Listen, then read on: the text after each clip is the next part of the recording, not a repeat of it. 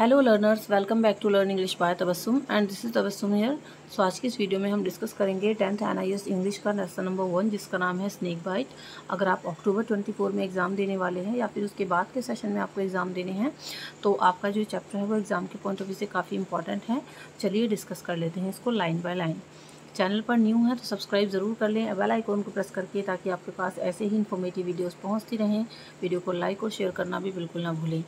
इसके अलावा बच्चों, अगर आपको solve assignment, solve practical, important question answers, ये सारी चीज़ें चाहिए तो इसके लिए हमारा कॉन्टैक्ट नंबर है 7303838500। ये नंबर डिस्क्रिप्शन बॉक्स में मिल जाएगा।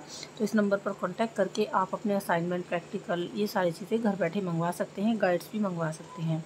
इसके अलावा हमारा ऐप भी है जिसका लिंक डिस्क्रिप्शन बॉक्स में है आपका, तो उस ऐप को इंस्टॉल ज़रूर से कर लें। वहाँ पर आपको previous year question paper, solve assignment, solve practical, ये सारी चीज़ें मिलती रहती हैं। ऐप का लिंक डिस्क्रिप्शन बॉक्स में है। अगर आपको फ्री में अपनी पढ़ाई करनी है तो हमारा दूसरा चैनल है PSC NIS यूट्यूब चैनल का लिंक आपको मैं इसका डिस्क्रिप्शन बॉक्स पे दे दूँगी। ऑल सब्जेक्ट की पढ़ाई आप यहाँ से कर सकते हैं।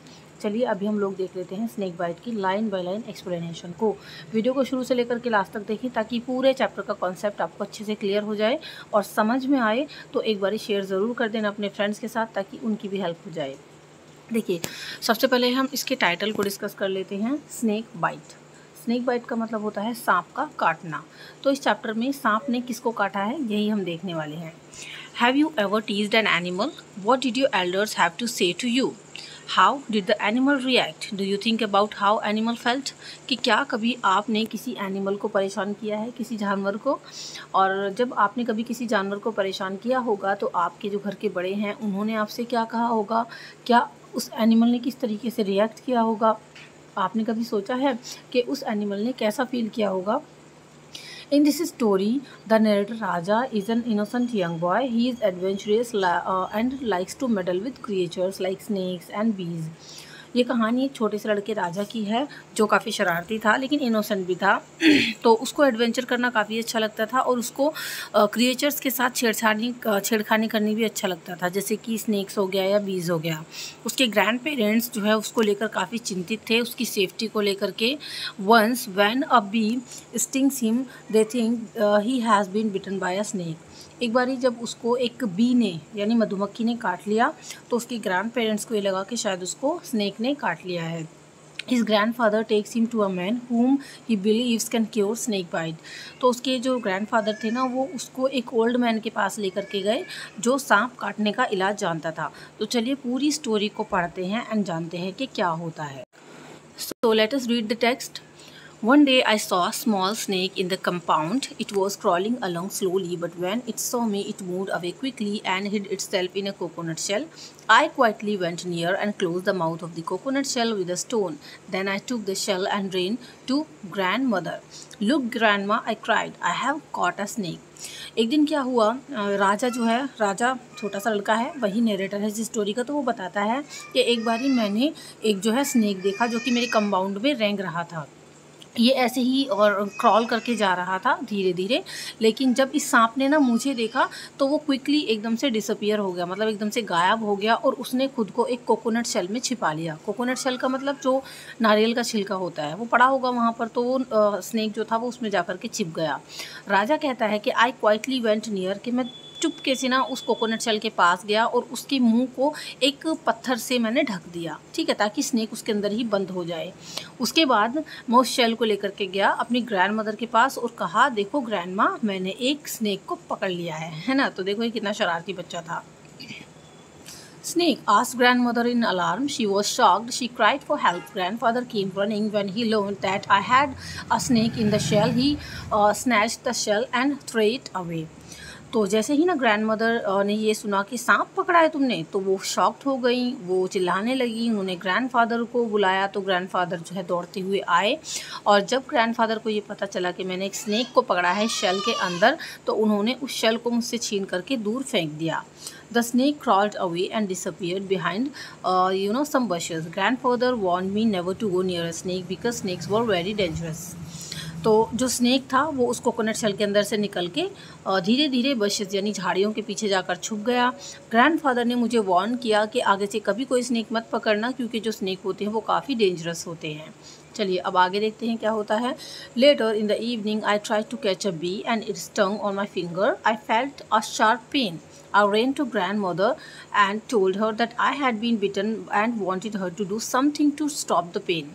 अब देखिए शाम में क्या हुआ कि राजा हमें बताता है कि मैंने एक ना बी यानी मधुमक्खी को पकड़ने की कोशिश की तो उसने ना मेरी फिंगर पर काट लिया। मुझे काफ़ी पेन हो रहा था। मैं भागकर ग्रैंड मदर के पास गया और उनसे बताया कि मेरी उंगली में जो है वो दर्द हो रहा है और मुझे काटा गया है।